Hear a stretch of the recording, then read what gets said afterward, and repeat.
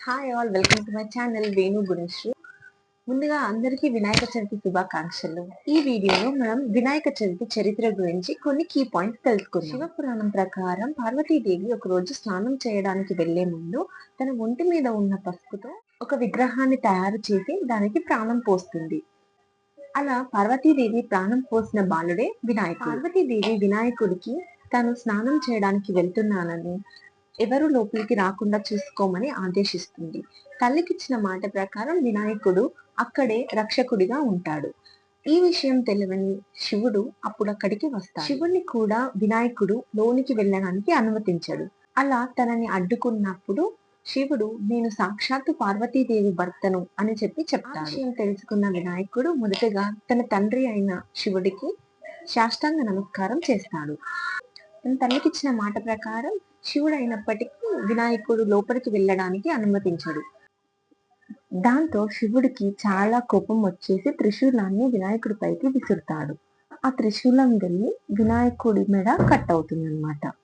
అప్పుడు పార్వతీదేవి వెంటనే అక్కడికి వచ్చి తాను ప్రాణం పోసిన బాలుడు చనిపోవడం చూసి ఆగ్రహంతో పార్వతీదేవి భూలోకాన్ని నాశనం చేయాలి అని అనుకుంటుంది. విషయం తెలిసి అక్కడికి వచ్చిన బ్రహ్మ విష్ణు దేవతలంతా కలిసి శివుని ప్రార్థించగా తిరిగి ఆ బాలుడికి ప్రాణం పోయాలని కోరుకుంటారు. త్రిశూలం మూలంగా బాలుడు చనిపోయాడు కాబట్టి తిరిగి నేను ప్రాణం పోయడం అసంభవం అని శివుడు చెప్తాడు. అప్పుడు దీనికి ఒకటే మార్గం ఉంది అని చెప్పేసి ఉత్తరం వైపుగా ఎవరైతే తల పెట్టి నిద్రపోతారో వారి తలని తీసుకొని వచ్చి ఆ బాలుడికి ప్రాణం పోయొచ్చు అని చెప్తాడు.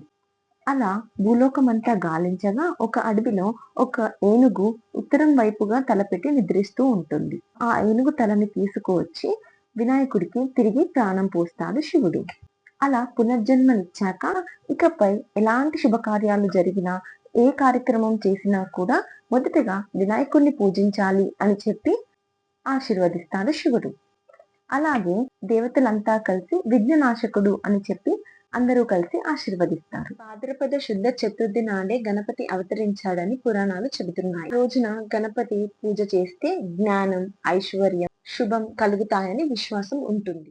గణేశుడికి ఇష్టమైన నైవేద్యం వచ్చేసి మోదకం అన్నమాట. ఒక రోజున గణేశుడు చాలా ఎక్కువగా మోదకాలు తిని కడుపు నొప్పితో ఇబ్బంది పడుతూ ఉంటాడు. అది చూసిన చంద్రుడు నవ్వుతాడు. అలా చంద్రుడు నవ్వడం చూసిన పార్వతీదేవిని శపిస్తుంది. అందుకే వినాయక చవితి రోజు చంద్రుడిని చూడకూడదు అని, చూస్తే నీలాప నిందలు పడాల్సి వస్తుందని అంటారు. ఈ రోజుల్లో ఈ గణేష్ చతుర్థిని 1, 3, 5 లేదా 10 రోజులలో జరుపుకుంటున్నారు. చివరి రోజున వినాయకుడిని చెరువులో నిమజ్జనం చేస్తున్నారు. సో పురాణాల ప్రకారం ఇదండి వినాయక చవితి చరిత్ర. అసలు మన భారతదేశంలో మనం వినాయక చవితి ఉత్సవాలను ఎప్పటి నుంచి నిర్వహిస్తున్నాం మీకు ఎవరికైనా తెలుసా? తెలిస్తే కింద కమెంట్ బాక్స్ లో కమెంట్ చేయండి. ఇప్పటి నుండి మన భారతదేశంలో వినాయక చవితి జరుపుకుంటున్నాం అనేది నేను షార్ట్స్ లో అప్లోడ్ చేస్తాను.